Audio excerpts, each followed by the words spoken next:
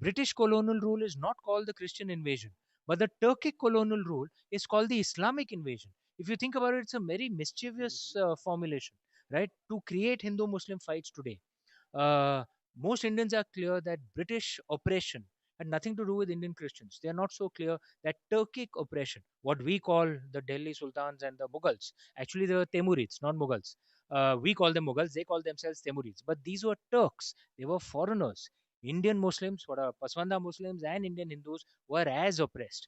That is the formulation we must have. And the second thing on this is that the story of the last 1,000 years is told to us as a story of repeated defeats. That's how our history books are.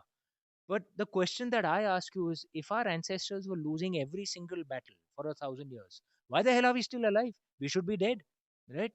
There are many other ancient cultures across the world where the same invaders went. They wiped out the ancient cultures, but the Indian culture is still standing. The Hindu, Buddhist, Jain, Sikh culture is still standing, and Indian Islam and Indian Christianity is also different from them. Why is our culture standing? Because our ancestors kept fighting. There were many wars they won as well. They never surrendered. You can lose a war, but you truly lose the civilization when you surrender. Our ancestors never surrendered. The story of the last 1,000 years is not a story of repeated defeats. It's a story of the greatest resistance in human history.